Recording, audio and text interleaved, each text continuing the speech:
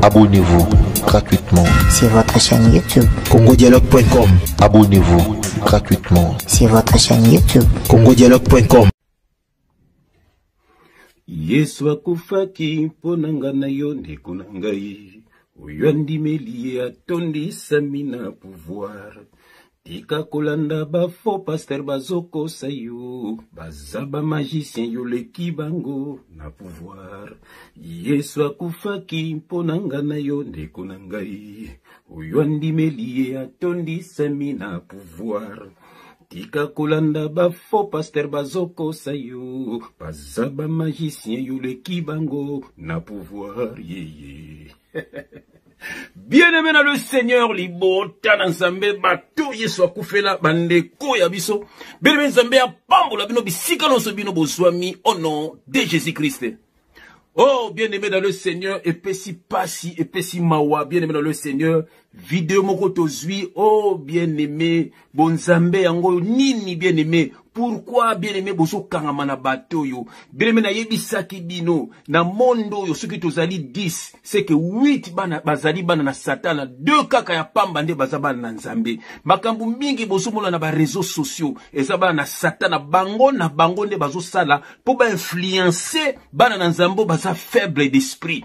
Tango landi bango yondo bako kuisa yo po bango na ba fidèle bomona kawana na ba faux pasteur bomona kawana bien-aimé ba ils sont ensemble eza bato bakenaka ba réunion na butu bien-aimé dans le Seigneur nde basanganaka bien-aimé ponini po bato ba esprit faible balanda bango po ba bloquer ba vie na bino ba bloquer ba mariage na bino ba bloquer bozwi na bino ba bebisa ba santé na bino après ba mela makila na bino bien-aimé dans le Seigneur yango bien-aimé dans le Seigneur dans Jean 10:10 le lobanzambe lobi boye.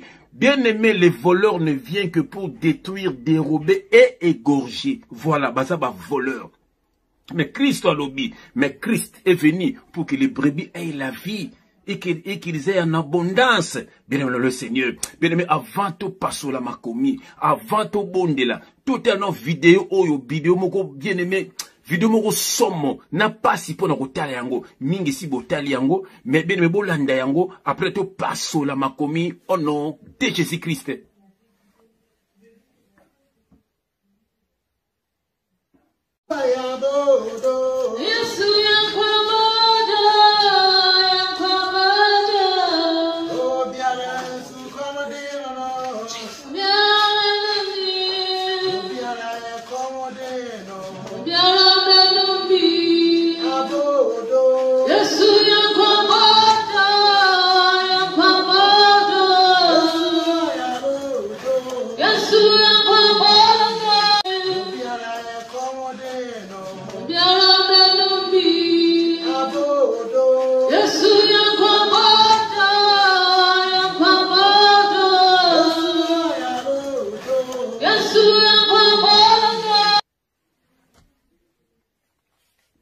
Yesu akufaki mpona yo nanga ndeko na ngai oyo andimeli atondisa mina pouvoir tika kolanda ba faux pasteur bazokosa yo baza ba magicien yo leki bango na pouvoir ye.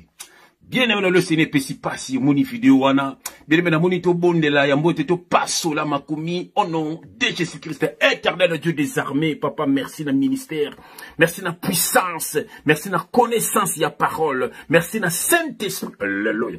Papa, merci pour na nyonso, papa. Na but moka kozo telemisa biso, po bana na yo ba yeba liloba, po ba kabona na bato ya mabe, po ba kabona na ba serviteur ya Satan. Papa ba latin sposo na biso, me baza ya biso te. Me oyebisa ki biso, toko yeba bango na misala na bango, ba yakaka kosenga mbongo, ba na ba miraka lukuta, ba femane na bonzambe papa, ba na biloko ya kokosa bato, kobimisa ba nyoka, kobimisa ba nyama, matea lukuta papa, po kaka bana no baza la séduit.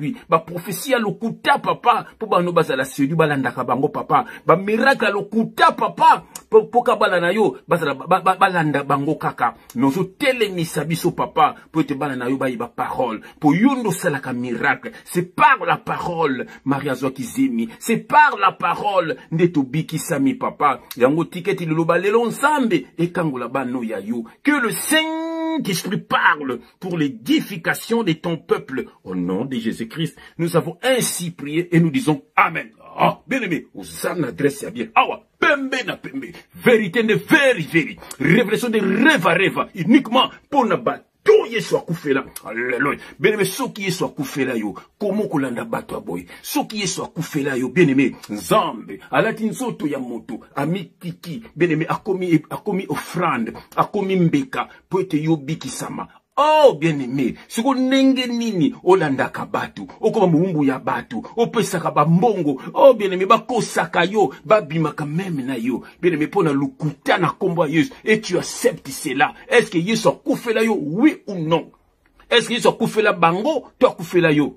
Oh, bien-aimé, non, le Seigneur. Moto Yesu akufela nti ba biso, toko sana batu mabete, toko kosa batu te, bien-aimé, non, le Seigneur. Ah, ozan adresse ya bien. Bien-aimé, uniquement papa tinika ndeko ya yo. Toi fungola yo bien-aimé dans le Seigneur. Au nom de Jésus-Christ. Bien-aimé, bon moni vidéo wana. Et puis c'est pas si bien-aimé. Bien-aimé vidéo et puis c'est pas si. Bon moni na maman moko na sima. Azako bon, azako sambela. Papa wana na kati ya mai. Bien-aimé, s'occuper boli misanga so bazo sala pipi na kati ya mai ngoy. S'occuper ndenge nini na batu bazo mela mai wana. Bien-aimé, c'est où dans la parole. Maman moko na sima na ye azo sambela. Bien-aimé, yoka no miziki yo nanu ndenge bana nanga bazo ebisa bango ke pasteur maïse bako suka na lifelo. Boyo kango au nom de Jésus-Christ.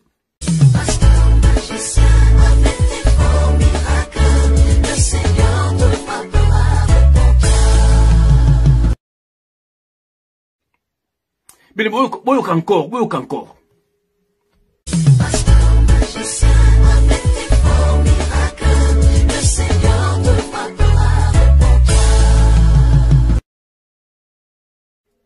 Voilà. Ba pasteur magicien, ba kosuka na lifelo, bango tout ba tondi sami wana bien aimé le Seigneur, ba Joël Tatou, ba Mutumbo Kalombo, bien aimé ba Soni Kafuta, ba Mbakadi, bien aimé ba Walo, bien aimé ba Joël Tatou, ba Marcelo Tunasi, bien aimé nani Denis Les ne parle même pas un perdu, un pasteur bomba Achaka Chokwatela Zika boum, a comment porter parole à ba musicien, voilà, un perdu, un charlatan comme ça, bien aimé tous ces hommes là. Bien aimé bazana batu na bango, bien aimé ba allié na bango, batinda na ba poto awa dans les États-Unis partout pour être bango bazola bango ba dollar ba euro na l'église à lokuta batinda la bango batonga bandako basomba mituka ba dominer sur bino ba mbongo bino bozo pesa bango bazo dominer sur bino et bobenga bango ba papa ba daddy.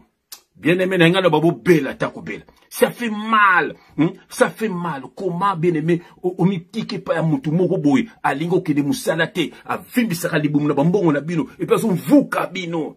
Baso kosa bino ke passe batia ka yonde lié très saint, kuneza parvi. Makambo lukuta. Et puis temple na ancienne alliance, lieu saint par vie, bien aimé, na lieu saint. Ezaki partager na ba rideau o azakuna zomona obakuna te obakuna bamona obakuna te so bako c'est l'église na bino na bango na esabongo et vous croyez à cela. Nous sommes dans la nouvelle alliance, bien aimé. Yesu akufelaki mutu nyonso sana pouvoir ya kusambela, mutu nyonso sana pouvoir ya kubikisa ba malade, mutu nyonso sana pouvoir bien aimé oh ya kusala makama minene au nom de Jésus-Christ. Pamba te akufelaki mutu nyonso oyo kaka ndimeli ndi abikisami. Bien aimé. Et ça, le coup de bâtiment, va s'encamparer dans ma cambo nzambe. Alors, bien aimé, tu as verset dans ce liboso, bien aimé. Tu as 2 Corinthiens chapitre 4, verset 4. 2 Corinthiens, bien aimé. Zouaka verset. 2 Corinthiens chapitre 4. Alléluia. Bien aimé. Bien aimé, je mets mes lunettes. Alléluia. J'aime quand je mets mes lunettes. Quelle grâce. Alléluia. Oh, bien aimé, dans le Seigneur. Toujours dans 2 Corinthiens chapitre 4, bien aimé. On a verset 4. Yo ke lo kutokotanga. Alléluia. Je lis au nom de Jésus-Christ, 2 Corinthiens, chapitre 4. Alléluia. 2 Corinthiens, chapitre 4, verset 4. Yoka bien-aimé. On a verset 3. On a verset 3. Yoka verset au bien. Je lis au nom de notre leader, Jésus-Christ. Alléluia. Si notre évangile est encore voilé, Yoka, il est voilé pour ceux qui périssent. Voilà. Voilà. pour les incrédules, dont le Dieu de ce siècle, le Dieu de ce siècle, ça veut dire le diable, le Dieu de ce siècle a aveuglé l'intelligence. Voilà. Moutabouye, à côté de la bidon, à côté de tonon, à zozoma, bozo mélapé. Donc, mon diable a aveuglé l'intelligence. Yoka, au dit, mais chaque fin du mois, yakana un dixième, la Bible, boutangyangu wapi. Boutang, même la malachi, ba koma bongote. Et c'est là qui m'bongote, c'est qui et puis c'était le passé. Nous sommes dans la nouvelle alliance. Christ a dit que tout est accompli. Il a accompli la loi. Il a accompli quoi? Avez-vous connaîtrez la vérité et la vérité vous enfranchira. Quelle vérité? C'était la vérité de la loi. Alors je suis le chemin, la vie et la vérité. Quel chemin? Le chemin pour aller au Père, le chemin pour aller au ciel. Il est la vérité. Quelle vérité? Mais la vérité de la parole, c'est Christ. Il est la vie. C'est lui qui donne la vie éternelle. Ce n'est pas Moïse. Ce n'est pas Jean-Baptiste. C'est aucun prophète dans la Bible. C'est Jésus-Christ. Alléluia. Parce que Bangoute Basaki ba image à Jésus-Christ.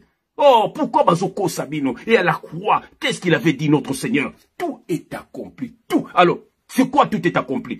C'est quoi? Mais c'est la loi. Il a accompli la loi. Maintenant, nous sommes au temps de la grâce. Yango awa Paul Azoloba. N'a bandé le verset. Si notre évangile, donc notre évangile à Christ, si notre évangile est encore voilé, il est voilé pour ceux qui périssent. Et ça voilé pour la bateau Baobunga, Yoka. Pour les incrédules, voilà, bateau Basang Maël, dont le Dieu de ces siècles a aveuglé l'intelligence, afin qu'ils ne voient pas briller la splendeur de l'évangile de la gloire de Christ, qui est l'image de Dieu.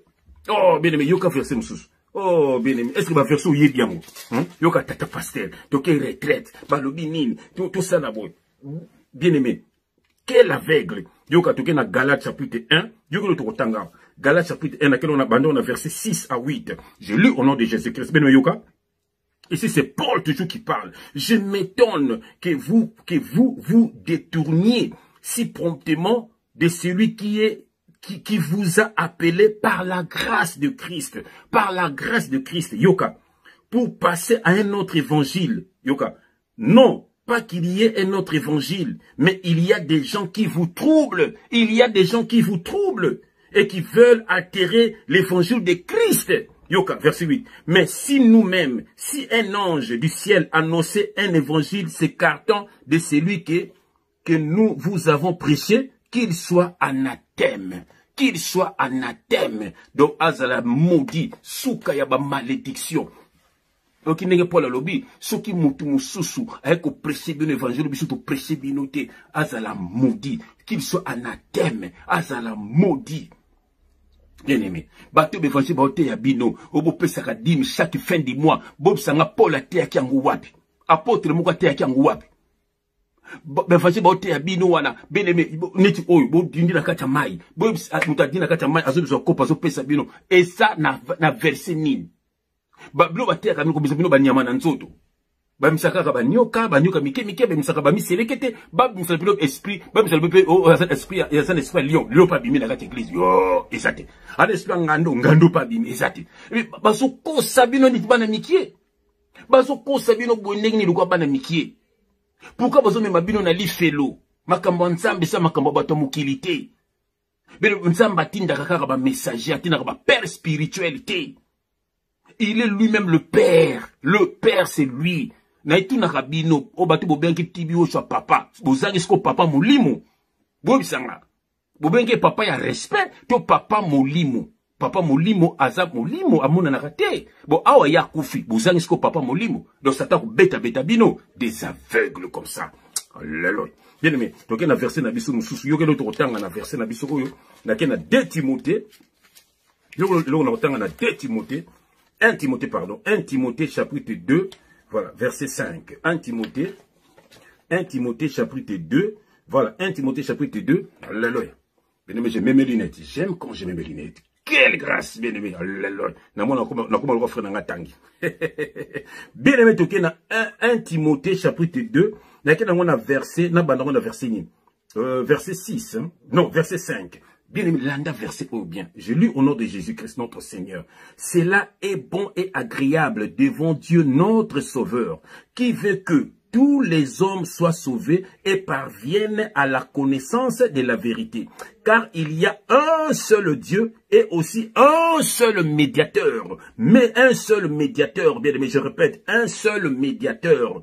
Un seul médiateur, bien aimé dans le Seigneur, entre Dieu et les hommes. Jésus-Christ, homme, qui s'est donné lui-même en rançon pour tous.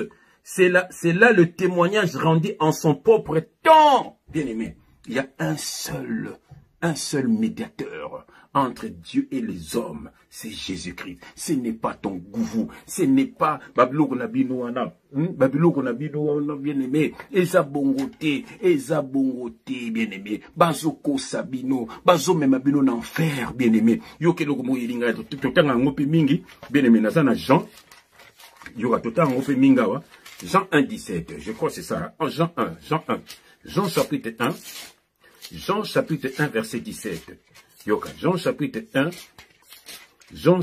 1, verset 17. Alléluia. Bien aimé, Jean chapitre 1, voilà. Bien aimé, j'ai même mes lunettes, alléluia. Quelle grâce. Jean chapitre 1, verset 17. Bien aimé, Landa verset bien. Landa verset très bien. Jean chapitre 1, verset 17. Je lis au nom de notre Seigneur et Sauveur Jésus-Christ. Car la loi a été donnée par Moïse. La grâce et la vérité sont venues par Jésus-Christ. Bien aimé, yoki l'onso yilinga gasiko yona Galate chapitre yoka. Oh, tout ça pour nabino, nyonso ka pour nabino. Bien aimé yoka, Galate chapitre, Galate chapitre, Galate, voilà. Tout autant na Galata, Galate chapitre 3, 10, je crois. Ouais, Galate chapitre 3, verset 10.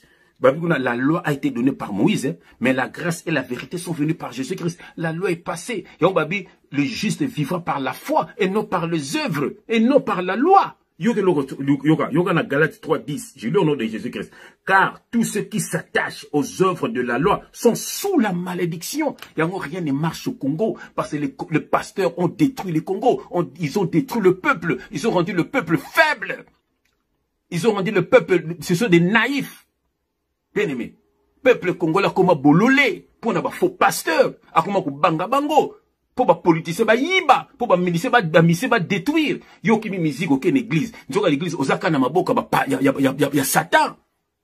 Oh bien aimé dans le Seigneur, que Dieu vous fasse grâce. Nous avons grâce au salanangai. Ça on a de quoi landingai papa. Aye ba yo papa. Abik samuli monaye papa. Yondo kufaki nekulu supona biso. Yondo lataki nzoto ya moto papa. Otangisa ki makelo no po mudu so biki sama papa. Oh nsambe bazoko sabana na yo. Papa bazoko sabana na yo. Bazu ancienne alliance. Basangi sango na nouvelle alliance na ba théologien papa. Ba tiango nyonso ensemble. Alors bango ba profiter nango. Ba moko sabatu. Oh Bible tuko kabolango te. Nzoka ancienne alliance ezaki ancienne alliance. Batu baki na ancienne alliance ba sala ki nouvelle alliance de papa. Mettez bango ba théologien de ba sangisi yango papa. Bango ba komo sala makambo ancienne alliance. Nzoko kokiseki no sune kulusu papa. Biki sabano ya yo. Pesa bango intelligence. Baye ba bosolo. Baye ba ki yondo kufaki pona bango. Baye ba yondo biki saka batu. Eloko zo senga na batu. Bakabolandi na vie ya péché. Pokote na molimo na bango. Peto bate la bango papa. Oza na masumu. Moyo biki sezalaka te papa. Yango bango baza kolanda ba pasteur. Po baninga baza lokolo moko na masumu. Lokolo moko na bonzambe papa.